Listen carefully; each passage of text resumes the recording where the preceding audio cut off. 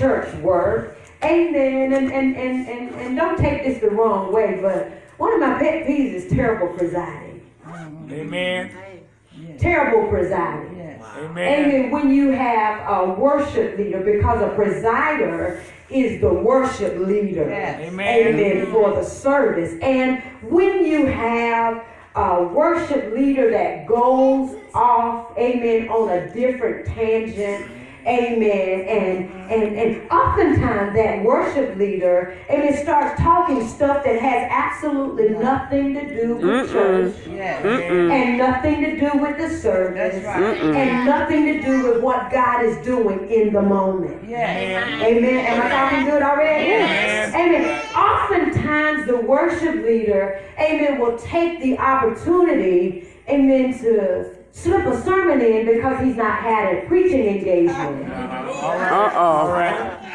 Amen. And oftentimes the worship leader, amen, will take the time to do the singing that we didn't invite. You know, they hadn't had an opportunity to sing lately, so they'll take that opportunity and they'll say, God, I feel it in my spirit. I'm talking about bad presiding. And sometimes what we'll see, Pastor, amen, is the presider or the worship leader is in direct competition with the preacher that is to come. Oh my. We don't come to church to compete. I heard somebody sing that earlier today. But we don't come to church to compete with anybody. Amen. When you have a spirit of competition, amen, then what you're doing is you're bringing a negative impact to the ministry. And you're bringing a negativity to the service, amen, that if we're not careful, we never get beyond that. But that negativity will bring the service down. Many times, amen, the presider, I'm laying it on thick because, amen, I'm going somewhere. But many times they'll have a hard time staying in their lane because people think that if they can do a thing, they ought to do it. They think that if they can do it, amen, I can say, I have the mic, so since I can, what are you going to do? I have the mic now, so I'm going to do it. It doesn't work like that. They'll say such things, and this is really getting to the heart of it, Pastor. Amen. They say stuff like, I hate a dry service. But Elder Barkley, little do they know that oftentimes the presider really contributes, amen, and builds that dry fire. Oh my. Oh my. That's right. They'll say, y'all ain't getting with me. You know, as though it's our problem and it's us that's causing them to be out of order.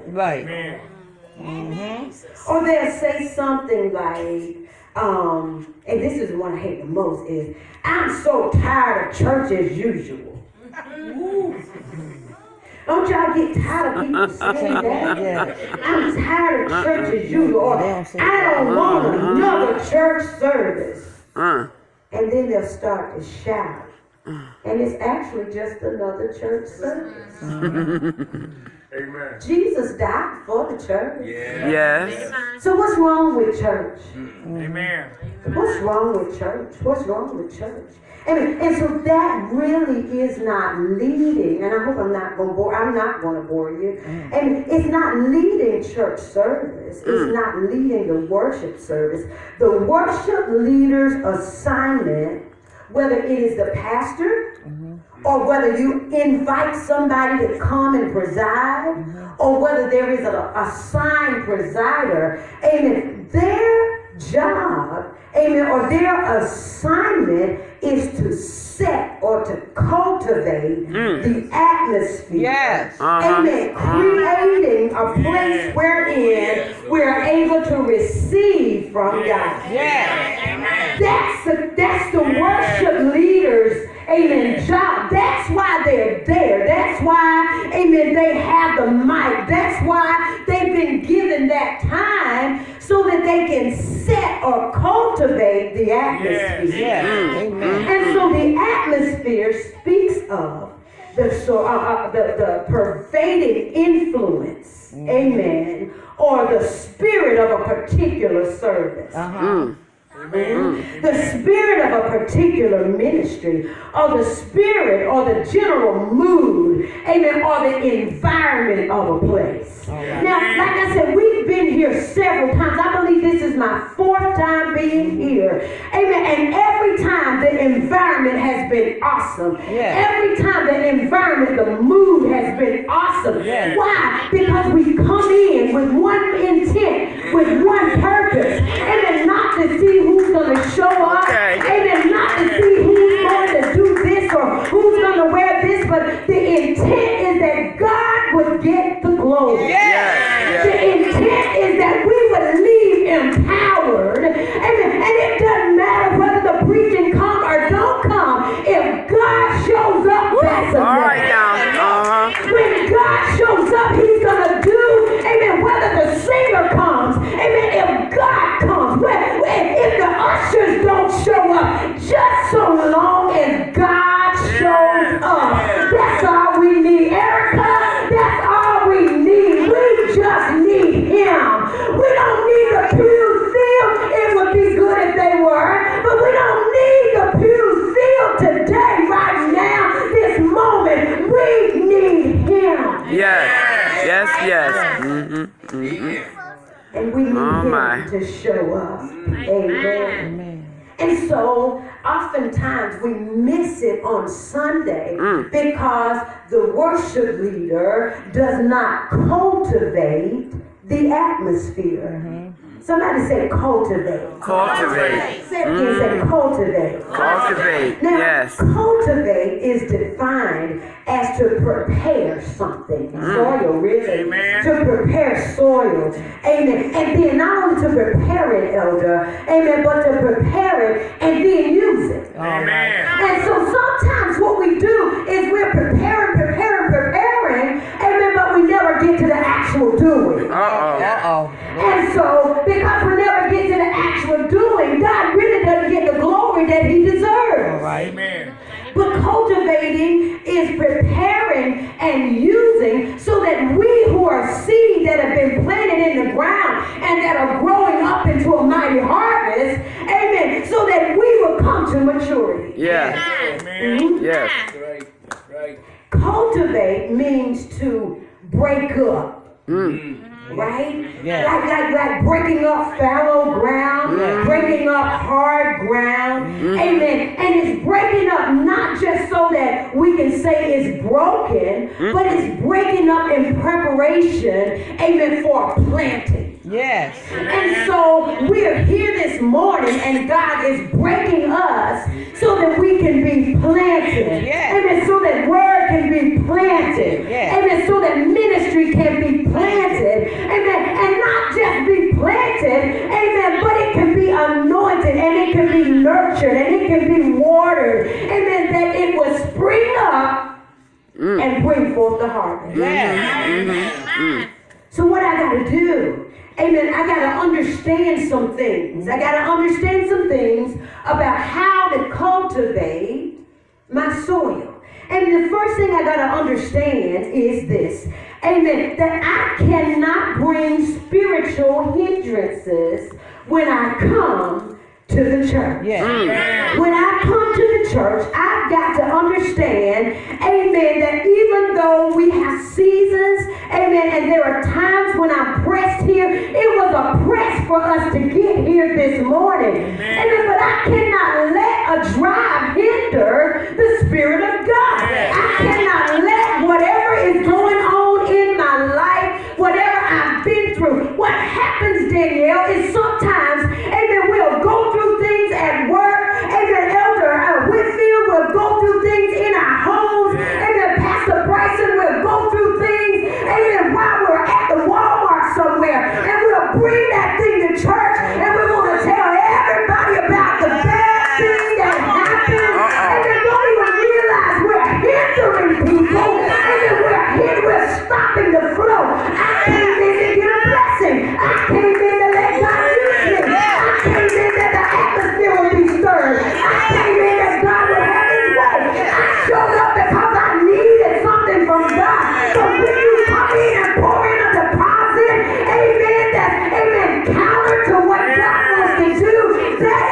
spiritual hindrance. So we want to set an atmosphere. We want to cultivate the atmosphere. I got to understand that I'm living under an open heaven. Like that. I'm living under an open heaven. And the hindrance don't stop nothing. So we can leave the hindrance out the door because God has already decreed my blessing. God has already declared my blessing. And if he declared it to be so, I can have it. Yes. No hindrances. And not only that, no lack. The heavens are open. It doesn't matter, amen, when you look, amen, and your eyes show you a lack. Amen, all I'm going to tell you to do is look again. Amen, just look again. You look and you saw lack. Keep on looking because my God's hand is on my life. You want to tell somebody God's hand is on my life. God's hand is on my Like life. I'm lacking. It might look like I don't have. Amen, but you just keep on looking because God is going to show up. And you know, I tell you that God is already showing up. And he's going to show you a wonder.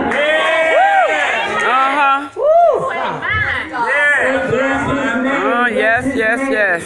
Bless Thank his you. name, bless his name. Hallelujah. Amen. So we gotta come, and when we come, we cannot come, amen, with that thing, amen, that I'm just gonna come, amen, because it's Sunday or because it's Saturday, and Pastor told me to come. Amen. I don't know why we gotta have a Saturday service. Amen. Why they couldn't come on Sunday? Amen. Why they even had to come anyway? Why we had to come all the way up here? Look, cut that mess out. Amen. And have an expectancy. Amen. We showed up and we walked in the door, and we ought to have an expectancy. Is there anybody in this house, amen, that's